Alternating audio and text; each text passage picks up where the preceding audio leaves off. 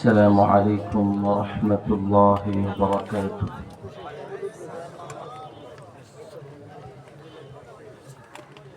শীতে খুব কষ্ট হচ্ছে আপনাদের সালামের জবাব আর একটু আওয়াজ করে বলি ওয়ালাইকুম আসসালাম ওয়া রাহমাতুল্লাহি ওয়া বারাকাতুহু সবাই ভালো আছেন আলহামদুলিল্লাহ نحمده ونستعينه ونستغفره ونؤمن به ونتوكل عليه ونعوذ بالله من شرور أنفسنا ومن سيئات أعمالنا من يهد الله فلا مضل له ومن يضلله فلا هادي له ونشهد أن لا إله إلا الله وحده لا شريك له ونشهد أن سيدنا وسندنا وحبيبنا ومولانا محمدا عبده ورسوله أرسله بالحق بشيرا ونذيرا وداعيا إلى الله بإذنه وسراجا منيرا أما بعد فقد قال الله تعالى في كلامه المجيد وفرقانه الحميد محبت الشد পড়েন أعوذ بالله من الشيطان الرجيم بسم الله الرحمن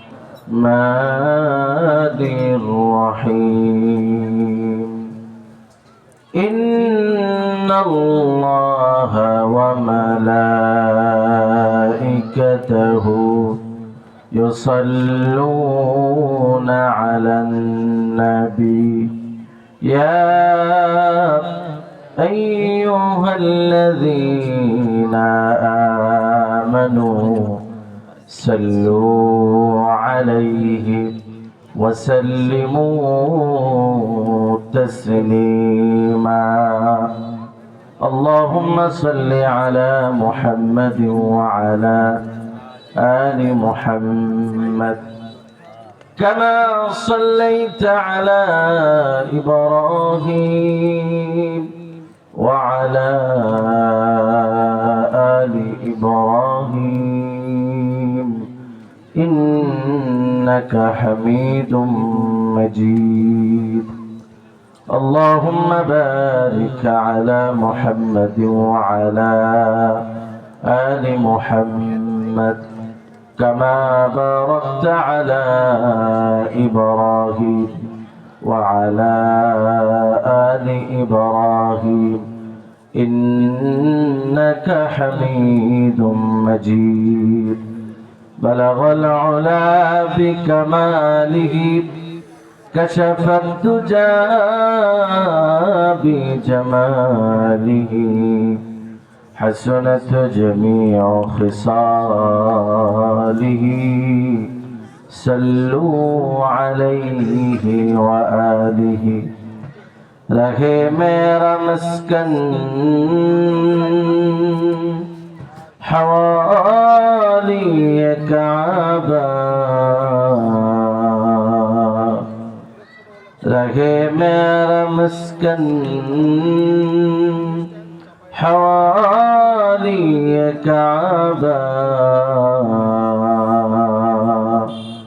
رہے میرا مدفن حوار مدینہ بلغ العلا بکمالہ کشف الدجى بجماله حسنت جميع خصاله صلوا عليه وآله মাহফিলে আসতে পেরে বেজার না খুশি? কম না বেশি? যারা দাঁড়িয়ে আছেন কষ্ট হচ্ছে, হয়তো বা মাহফিল ভালো লাগছে না। যদি ভালো লাগে বসলে ভালো হয়, আর যদি ভালো না লাগে অযথা ধাক্কাধাক্কি করে কোনো লাভ নেই। কি বলেন? কথা শুনলে একটু ভালো করে শোনা উচিত। দয়া করে সামনের অংশটা খালি করে দিলে খুব ভালো হয়। বাসায় গিয়ে ঘুমাতে পারেন, কাজে লাগবে। আর যারা চাই আল্লাহর জান্নাতে বসে কিছু কথা শুনতে, তারা সবাই বসবো। রাজি আছে? সবাই রাজি? হাত উঁচু করে আল্লাহরে দেখান, আওয়াজ করে বলেন আল্লাহু আকবার। সবাই থাকবেন তো শেষ পর্যন্ত? কে কে 100% থাকবেন না হাত তুলে? মাশাআল্লাহ, সবাই থাকবেন। আল্লাহ সবাইকে কবুল করেন। জোরে পড়েন আমিন। দারুন নাজাত মহিলা মাদ্রাসার উদ্যোগে আয়োজিত আজকের এই ওয়াজ মাহফিল, সম্মানিত সভাপতি বিভিন্ন অধিবেশনে বক্তব্য রেখেছেন। আমার সামনে অত্যন্ত কষ্ট করে এই প্রচন্ড শৈত্য প্রবাহের মধ্যেও সবকিছু ভেদ করে কালেমার পতাকা এবং ইসলামকে জয় করতে আপনারা একত্রিত হয়েছেন। সেজন্য সকলেই দিল থেকে উচ্চ আওয়াজে সমুচ্চারিত কণ্ঠে পড়ি আলহামদুলিল্লাহ।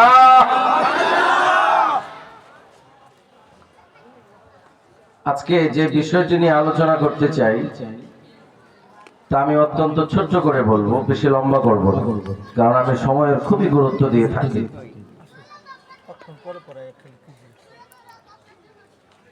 2024 সনে জুলাই বিপ্লবের পরে আমরা যে উদারতা দেখিয়েছি, আমার মনে হচ্ছে এখন এই উদারতাটা আমাদের দেশ এবং এদেশের মানুষের জন্য খুবই অকল্যাণকর হয়েছে। কথা বলে না? যদি জুলাই বিপ্লবের পরে আমরা কঠিন হতে পারতাম, তাহলে আনসার বিদ্রোহ আমাদের দেখতে হতো না, ইসকন বিদ্রোহ দেখতে হতো না, তাবলিগি ভাইদের উপরে সাওয়ার হয়ে বিশ্ব ইজতেমা বন্ধ করার পায়তারা হতো না। এমনকি সর্বশেষ বাংলাদেশের হার্ট বলা হয় যাকে, সচিবালয়, সেক্রেটারিয়েটে আগুন ধরাবার মতো দুঃসাহস করতে পারত না। ভুলটা হয়েছে আসলে গোড়ায়। সাপ মারতে গিয়ে লেজে আঘাত করছে, তো সাপ তো আপনাকে কাটবেই। আসলে আগে কল্লাটা ভাঙ্গার দরকার ছিল। যদি কঠিন হতে পারতাম আনসার বিদ্রোহে, যারা যারা আনসার বিদ্রোহ করেছে তাদের সবাইকে ধরে বাইতুল মোকাররমের সামনে উপস্থিত করা যেত। ইসকন বিদ্রোহে যারা চিহ্নিত আসামি তাদেরকে প্রকাশ্যে উপস্থিত করা যেত। যদি তাবলিগি ভাইদের উপরে সাওয়ার হয়ে যারা বাংলাদেশে ষড়যন্ত্র করার পায়তারা করেছে তাদেরকে চিহ্নিত করে প্রকাশ্যে দিবালোকে উপস্থিত করা যেত। যারা সেক্রেটারিয়েটে আগুন ধরিয়েছে তাদেরকে চিহ্নিত করে বাইতুল মোকাররমের সামনে উপস্থিত করে প্রকাশ্যে দিবালোকে ফাঁসির দড়িতে ঝোলানো যেত। বাংলাদেশে পায়তারা করার কেউ সাহস করতে পারত না। তাহলে ভুলটা কোথায়? ভোলটা গোড়ায় সাপ মারতে গিয়ে লেজ কেটেছি, কল্লাটা আস্ত রেখেছি, এজন্য সাপ আবার আমাদেরকে ফুসফুস করে কামড়াতে আসে। কথা বলেন। সুতরাং যদি এই চিহ্নিত আসামিদেরকে শাস্তি নিশ্চিত না করা যায় এবং অপরাধীদের বিরুদ্ধে কঠোর না হওয়া যায়, তাহলে শুধু সেক্রেটারিয়েট নয়, গোটা বাংলাদেশের ১৬ কোটি মানুষের কপাল পড়বে। কাজে আমাদের কি হতে হবে? কঠোর হতে হবে। একটু জোরে বলেন না, কি হতে হবে? শত্রুর বিরুদ্ধে কঠোর হতে হবে। কাজে আমি আজকে এটাই আলোচনার টপিক নিলাম, সাবজেক্ট নিলাম। আশা করি আলোচনাটা আপনারা সবাই শুনবেন ইনশাআল্লাহ। পড়ে হাত উঁচু করে দেখেন কারা কারা শুনবেন। আল্লাহ সবাইকে তৌফিক দান করেন। জোরে পড়েন আমিন। মাহফিলে যা বিষয় সাজিয়ে নিয়ে আসি সেটা বলি, কিন্তু আপনাদের অনেকের মনে অনেক প্রশ্ন থাকে, ওগুলি জানাও হয় না, ইসলামের উপরে আমল করাও সহজ হয় না। যেহেতু একটি ফতোয়া বিভাগের সাথে সংশ্লিষ্ট আছি, আপনাদের যাদের মনে কোনো প্রশ্ন আছে যা আপনাদের জীবন ঘনিষ্ঠ, সমাজ পথে চলতে আপনাদের প্রয়োজন হয়েছিল কিন্তু সমাধান এখনো পাননি, আপনারা চিরকুট লিখে যিনি স্টেজ পরিচালনা করছেন তার কাছে পাঠিয়ে দেবেন। আশা করি বিদায় বেলা 5 মিনিটে হলেও এই সমাধানের কিছু অংশ একটা দেওয়া যাবে ইনশাআল্লাহ। আপনারা পাঠিয়ে দিতে পারেন চিরকুটের মাধ্যমে, কিন্তু মুখে বলা যাবে না, বিশৃঙ্খলা তৈরি হবে। ঠিক আছে তো ইনশাআল্লাহ? তাহলে আজকের আলোচনার টপিকটা কি? শত্রুর বিরুদ্ধে কঠোর না নরম? আওয়াজ করে বলেন, কঠোর না নরম? খুব গরম থাকতে হবে।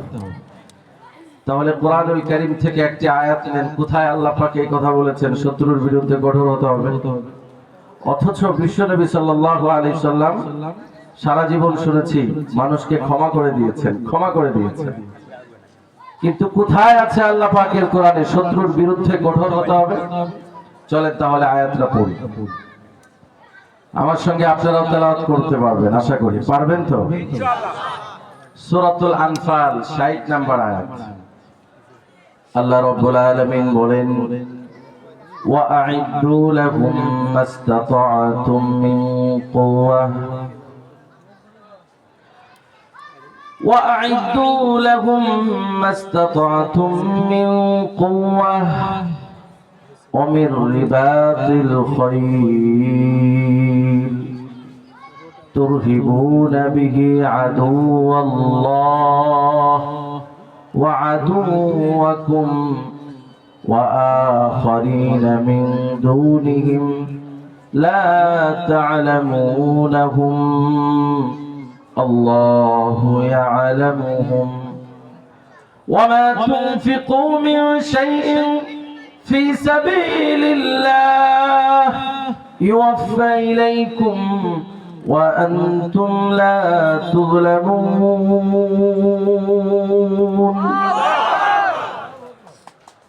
وأعدوا لكم ما استطعتم من قوة. খুব ভালো করে শুনবেন। Prepare the force what you can, and horses tied at the frontier. তোমরা কাফের মুশরিকদের জন্য শক্তি প্রস্তুত করে রাখো, ফোর্স প্রস্তুত করে রাখো, আর অশ্ববাহিনী প্রস্তুত করে রাখো। কাদের বিরুদ্ধে? কাফের মুশরিকদের বিরুদ্ধে। কেন? To frighten their way, the enemy of Allah and your enemy, যাতে করে আল্লাহর দুশমন আর তোমাদের দুশমনদেরকে তোমরা ভয় দেখাতে পারো। কথা কি বুঝতেছেন? কি প্রস্তুত করতে আল্লাহ বলেছেন? শক্তি, ফোর্স এবং অশ্বারোহী বাহিনী, ঘোড়ার বাহিনী প্রস্তুত করে রাখো। কেন? যাতে করে কাফের মুশরিকরা ভয় পায়, তোমাদের দুশমনরা ভয় পায়, আল্লাহর দুশমনরা ভয় পায়। And others beside them whom you do not know, এবং আরো অনেক দুশমন ভয় পাবে যারা যে তোমাদের দুশমন সেটা তোমরা জানতে না। সুবহানাল্লাহ বলেন। তাহলে এখানে আপনি একটু চিন্তা করে বলেন তো, আল্লাহ পাক দুশমনদের বিরুদ্ধে বিনম্র হতে বলেছেন না শক্তি প্রস্তুত করে রাখতে বলেছেন? আওয়াজ করে বলেন। ভয় পাচ্ছেন? দুশমনদের বিরুদ্ধে নরম না গরম? আপনারা তো এখনো গরম হতে পারলেন না, গরম হওয়া যাবে তো? এই হলো আল্লাহ পাকের আয়াত। এবার ধরেন একটা চমৎকার হাদিস বলি। আল্লাহ রাসূল সাল্লাল্লাহু আলাইহি ওয়াসাল্লাম ইরশাদ করেছেন, মুসলিম শরীফের হাদিস, হযরতে আবু হুরায়রা রাদিয়াল্লাহু তাআলা আনহু হাদিসটা বর্ণনা করেছেন।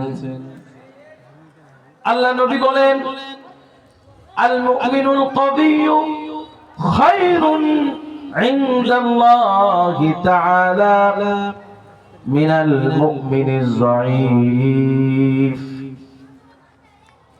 যেই ঈমানদার ঈমান এনেছে কিন্তু অত্যন্ত দুর্বল, জায়গা মতো গরম হতে পারে না, সাহসিকতা দেখাতে পারে না, অন্যায়ের বিরুদ্ধে কথা বলতে পারে না, ওই ঈমানদার ব্যক্তির চাইতে ওই ঈমানদারের কিন্তু দাম, সম্মান, মর্যাদা আল্লাহর কাছে অবশ্যই আছে। কথাগুলি ভালো করে খেয়াল করবেন। আল্লাহ নবী বলেছেন, যে ঈমানদার ঈমান এনেছে কিন্তু সে সাহসিকতা দেখাতে পারে না, অন্যায়ের বিরুদ্ধে কথা বলতে পারে না, অন্যায়ের মোকাবেলা করতে পারে না, ওই ঈমানদার ব্যক্তির চাইতে আল্লাহর কাছে ওই ঈমানদার ব্যক্তির মর্যাদা, দাম অনেক বেশি। যেই ঈমানদার অন্যায়ের বিরুদ্ধে বলিষ্ঠ কণ্ঠস্বর, অন্যায়ের বিরুদ্ধে মোকাবেলা করতে জানে, সাহসিকতা দেখাতে জানে, ওই ঈমানদার আল্লাহর কাছে দুর্বল ঈমানদারের চাইতে অনেক শ্রেষ্ঠ, অনেক দামি। জোরে বলেন সুবহানাল্লাহ। তাহলে একটু বুঝে থাকলে একটু জবাব দেন। আল্লাহর নবীর কাছেও, আল্লাহর নবীর ভাষ্য মতে আল্লাহর কাছে দামি কে? শক্তিশালী না দুর্বল? তাহলে কি বুঝলেন? দুর্বল কাফের মুশরিকদের বিরুদ্ধে নরম হবেন না গরম? জোরে বলেন গরম।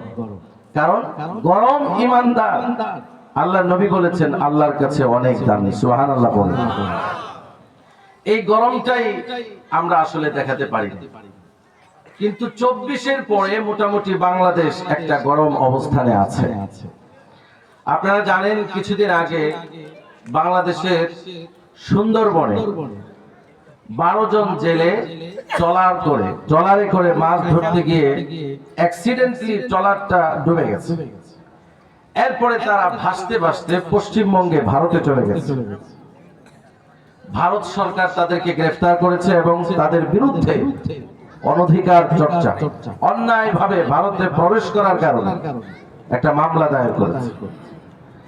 বাংলাদেশ সরকার তাদের জন্য এক চুল পরিমাণ তদবির করে নাই, কিন্তু ভারত সরকার ইচ্ছাকৃতভাবে উইলিংলি ওই 12 জন বাংলাদেশি জেলেকে ছাড়া দিয়েছে। সুবহানাল্লাহ। কেন? তাদের আশা এবং তাদের ইচ্ছে, এর কিছুদিন আগেই ফেনী সীমান্ত থেকে বর্ডার গার্ড, বাংলাদেশের বর্ডার গার্ড বিজিবি 90 জন ভারতীয় জেলেকে গ্রেফতার করেছে। ভারত সরকার আশা করছে আমরা 12 জন বাংলাদেশি জেলেকে ছেড়ে দিয়েছি, বাংলাদেশ যেন দয়া করে আমাদের 90 জন জেলেকে ছেড়ে দেয়।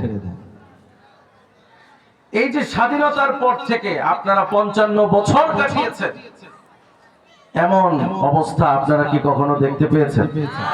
জোরে বলেন পেয়েছেন? এই অবস্থাটা আপনারা কেন দেখলেন? ঠেলার নাম বাবা। কথা বলেন ঠিক কিনা? কিন্তু আমরা বলি আমাদের প্রশ্ন, আমাদের হিসাব নিকাশ আরো অনেক বাকি। বাংলাদেশের রিপোর্ট বলছে বাংলাদেশের সীমান্তে ভারত স্বাধীনতার পর থেকে নিয়ে এই পর্যন্ত 1860 জনকে শহীদ করেছে, 1148 জনকে আহত করেছে, 1448 জনকে গুম করেছে, 157 জনকে ছিনতাই করেছে। ভারত আমাদের বাংলাদেশের সীমান্ত স্বাধীনতার পর থেকে নিয়ে এই পর্যন্ত 15 জনকে ধর্ষণ করেছে। যতক্ষণ পর্যন্ত এদের কোনো হিসাব ভারত সরকার বাংলাদেশে না দিবে, ততক্ষণ পর্যন্ত আমাদের দেশের যত গাদ্দার, যত দালাল ভারতে আশ্রয় নিয়েছে, তাদের একজনকেও বাংলাদেশে আসতে দেওয়া হবে না। এই হিসাব নিকাশ না চুকিয়ে কি আপনারা ভাবছেন যে ওই 90 জন ভারতীয় জেলেকে ফেরত দেওয়া হবে? তাহলে এই যে আমাদের একটা অবস্থান তৈরি হয়েছে, তার কারণ কি জানেন? তার কারণ হলো আমরা গরম দেখাতে পেরেছি। জোরে বলেন আলহামদুলিল্লাহ। সূরা আনফালের 60 নম্বর আয়াত এটাই বলছে, শত্রুর মোকাবেলায় নম্রতা নয়, গরম দেখাও। বিশ্বনবী বলছেন, শত্রুর মোকাবেলায় গরম দেখাও, আল্লাহর কাছে প্রিয় হয়ে যাবে। সুতরাং বাংলাদেশ এখন আগের বাংলাদেশ নেই। ভারতের সাথে চোখে চোখ রেখে কথা বলার শক্তি বাংলাদেশের হয়েছে। ভারত সাবধান হয়ে যাও, চীন জাপান সাবধান হয়ে যাও। আমাদের চারবার স্বাধীনতার যুদ্ধ করার অভ্যাস আমাদের আছে। প্রত্যেকটিতে বাঙালি জনতার বিজয়ের অভ্যাস আছে। আমাদের সামনে চোখ রাঙিয়ে কথা বলো না। যদি প্রয়োজন হয় আবার দেখা হবে গজওয়াতুল হিন্দে। ইনশাআল্লাহ বাংলাদেশের মুসলমানদের জয় হবে, জয় হবে, জয় হবে।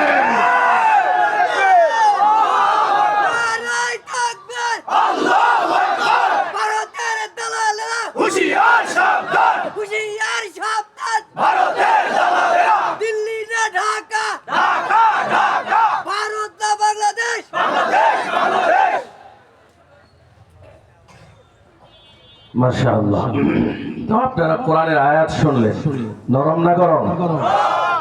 হাদিস শুনলেন, কি বলে? নরম না গরম?